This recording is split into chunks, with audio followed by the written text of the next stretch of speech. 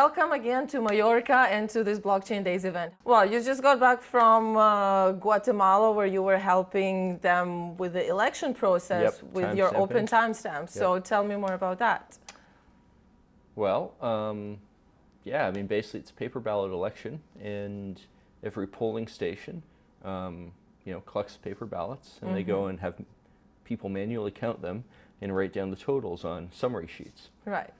And then as part of the preliminary election system, those summary sheets got scanned in and sent to a central repo. And what we did is we got them to go add code basically in that process where timestamps would be added to them, timestamp to Bitcoin. And really, what this does is it lets you narrow down when these documents were created. Because obviously, if, for instance, you have one of these summary sheets and for some reason it didn't get entered into the system until maybe 12 hours after the polls close, well, it starts to raise some questions. On the other hand, if you have timestamp proof that this document was created, say 30 minutes after the polls close, well, there's less questions there. That sounds more like what you would have expected. Of course, sure enough, apparently what's happened is we have got allegations of fraud, and it sounds it sounds like some people may have gone and taken ballot boxes and taken them somewhere else to go and modify them, then return them, and what do you know, there's a whole bunch of ballot summaries with timestamps well after when they should have been. So, open timestamps, it can't prove fraud, but it certainly can go and say that the rest of that election, it looks a lot less suspicious. All right, yes. So, whether or not this election actually, is accepted, we'll see. I mean, it sounds like there's a whole lot of controversy in Guatemala right now. And, I'm not a Guatemalan, so I don't really follow the details of politics. And in some ways, I probably should be more independent than someone who necessarily would know all these details. But I've heard also some other countries were thinking to implement the similar security to their voting process. There's certainly, my client, for example, working on this, they would like other countries to do this. Will this actually happen? It's hard to go say. I don't really know. But certainly in general, any digital data that you collect and expect to then show later, you might as well put a timestamp on it. It's easy and cheap. Yeah, well, it's free for regular users to use, right? It scales so well that the only real cost is you have to do an API call, which these days, of course, costs, a millionth of a penny or something. And you also have to go store, 1,000 bytes of data or so, which again, storage is so tiny. Storage is absurdly cheap these days. Yeah. The real cost for someone actually doing this, even paying through the nose and Amazon EC2, you're probably looking at, literally a millionth of a penny for the actual cost of this. It's nothing. It's absolutely nothing. You might as well do it.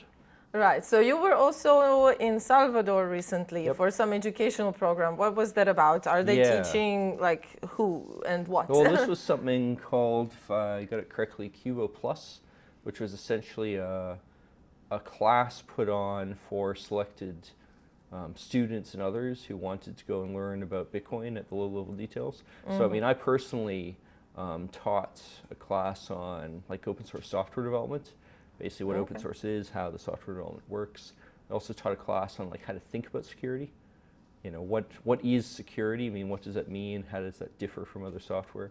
And then I also taught a class on how Bitcoin governance works. How does Bitcoin change? What is a change in Bitcoin? What are the different types of change?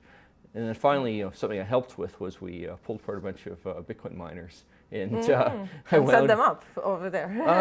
We didn't wind up running the miners, although we did explain how they worked and so on. And funny enough, I used to be an electronics designer, so funny enough, I got the job of taking apart the power supplies and showing how power gets converted from what comes out of your wall to the power that would actually go into one of these miners. Have you visited that volcano with where they do mining? Or not yet? That particular area, no. We did go on a hike to see a volcano, but the Santa Ana, right? Yeah. But that one, as far as I know, didn't have any miners on there. They in that little blue lake in the crater, you cannot see any miners. Yeah, for sure. Yeah. How do you see El Salvador in general moving with this whole Bitcoin integration and mass adoption? It's important to realize that this is not the most important thing going on in El Salvador right now. And what is? Well, I mean, frankly, it's Bukele's crackdown on gangs. That's, day to day, that's a much bigger change in people's lives. Yeah. It used to be that, in El Salvador, like, you couldn't go out late at night. There's a good chance you wind up murdered. And that has all changed. And, thanks to the new president. I mean, like Bitcoiners, we like to go on about all the Bitcoin stuff, but the truth is, for the average El Salvadorian, what matters is that the country is now far safer than it used to be. And this is the feedback I get from talking to El Salvadorians that, they may or may not think the Bitcoin thing is interesting, but they certainly think solving the gang violence problem is interesting.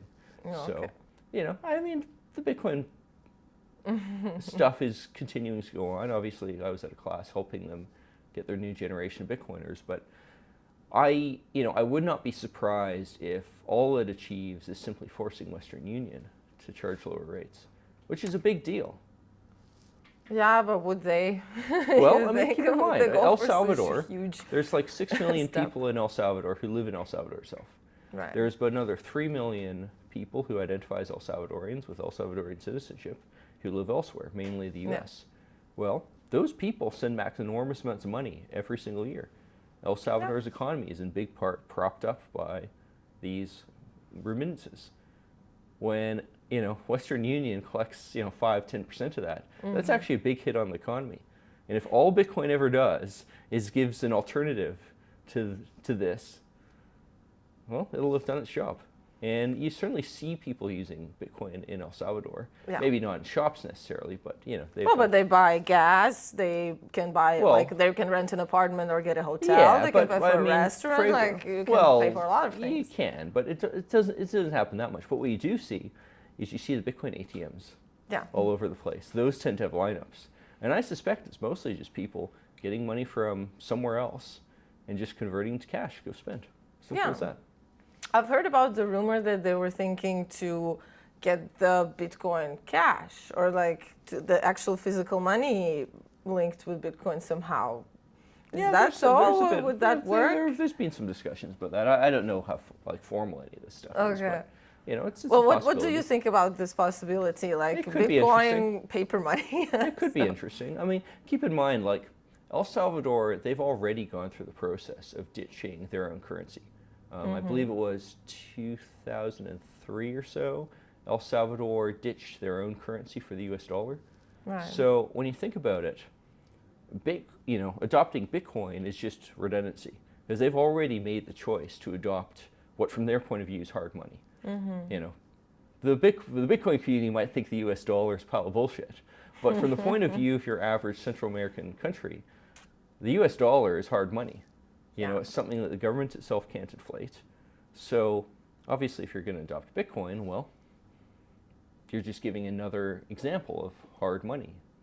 Now, if you're going to do that, well, there's certainly a case to be made that maybe you want paper Bitcoin bills, or really it's more likely plastic ones like Canadian dollars. Or like coins, for example. Yeah, but it's just a natural extension of this. And technologically, it would probably be something very simple, which is just yet another thing where it's counterfeit resistant and you make the promise that it's backed by Bitcoin. Well, you're a big supporter of cash in general, and you say that if we stop using cash, the human society is screwed, basically. Well, I mean, the issue is fundamentally one of privacy and freedoms. Because cash, it is very difficult for governments to control, in particular. And to trace. Yeah, and that's good. We do not want a society where it's easy for governments to control finance. That's the fact is freedoms depend on being able to have freedom of transaction. Yeah. So you need both.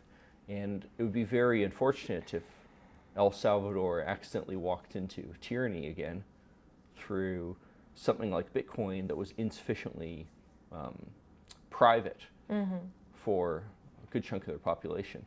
And Bitcoin's pretty good at this stuff, but you want more than one solution here. You want backups.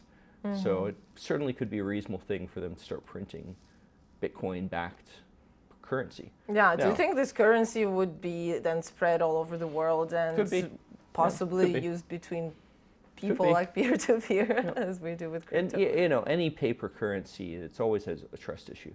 Like I should say any physical currency, there's always a trust issue there. So if we switch from all of the governmental currencies to, let's say, Bitcoin, cash, not like don't confuse with Bitcoin Cash, please. Yeah, that's not the same. That thing's a scam. That's a scam. And the fact you can confuse it is part of why it's a scam. Yes, yes. I really think that other projects that are not Bitcoin should not even be allowed to call Bitcoin and have Bitcoin in the name. Well, who's going to enforce that?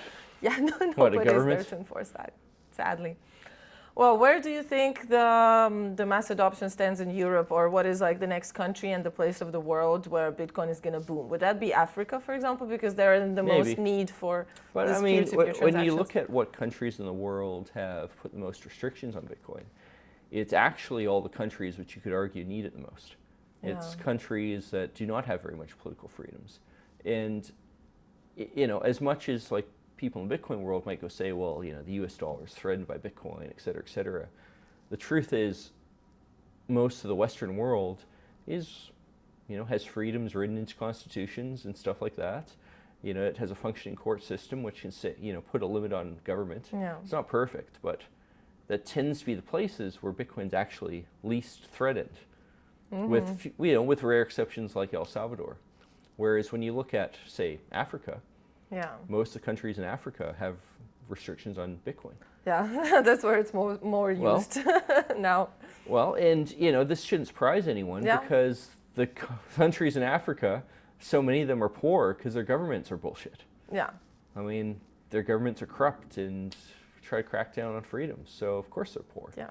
And those are the sort of countries who would also try to go crack down on Bitcoin because Bitcoin's a threat to corrupt government. Yeah, and to dictatorships and all of that. So there's no easy answer there. I mean, maybe some of this stuff, Bitcoin will get adopted widely, but also the governments in those, you know, those types of countries are best positioned to crack down on it. So, well, I know, we'll see. Okay, well, thank you very much and have fun in Mallorca Blockchain Days. Yes.